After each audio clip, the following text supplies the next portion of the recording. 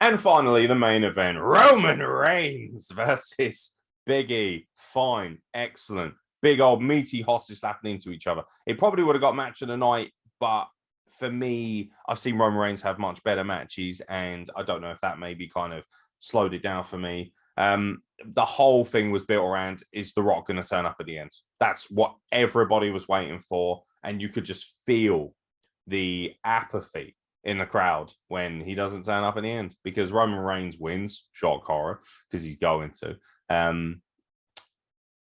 I don't think it would have hurt to have somebody interfere or something and have, Big E win. I think Big E needed that win a bit more. It's not essential, but it's getting to the point. I get it. We're being built, and I love Roman Reigns, by the way. I think he's hands down one of the most exciting things in all of wrestling.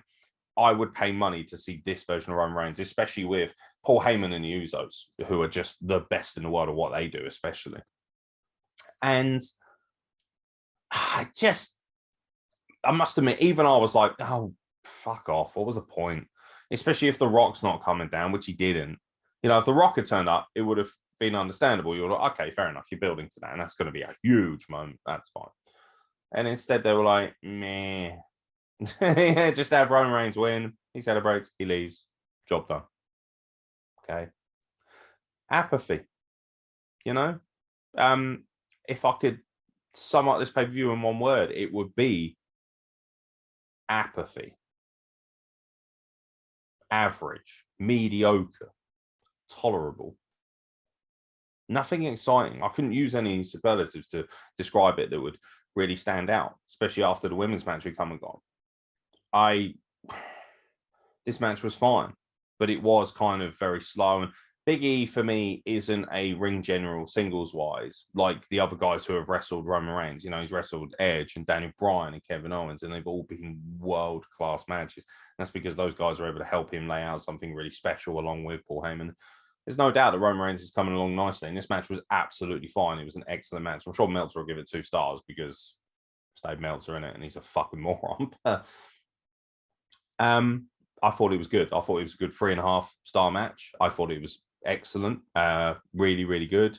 Just not worthy of the position that it was in, which was the main event of what is supposed to be one of the big 4 pay-per-views, Survivor Series. And Survivor Series, for me, is one of the most watered down and forgettable pieces of shit now. It just feels like such a publicity stunt. It doesn't feel like an actual pay-per-view. It doesn't feel like there's any real rivalries going. And that's a shame, because I love both these guys, and it's a big deal when a Universal Champion and WWE Champion wrestle each other, but they made it fucking feel like it wasn't a big deal. And then Roman Reigns just wins so easily in some ways. You just think, okay, cool. What was the point then? And we've got to wait till January the 1st now for a pay-per-view. There's nothing in December. There's no gimmick stuff or anything like that. They got a pay-per-view called Day One. All right. I mean, the only reason that you could use this is because the bloodline, we the ones, and down since day one-ish. It's about the only reason you would probably want to call it that, other than the fact it's on the 1st of January. Very cool for people like myself who get very depressed around the holiday period. Awesome. I can watch Day One. That's a good way to, bring in the new year and all that kind of stuff. But yeah. And that's kind of why I'm struggling to watch mainstream wrestling right now, because it is just, this is a sound effect for this whole baby.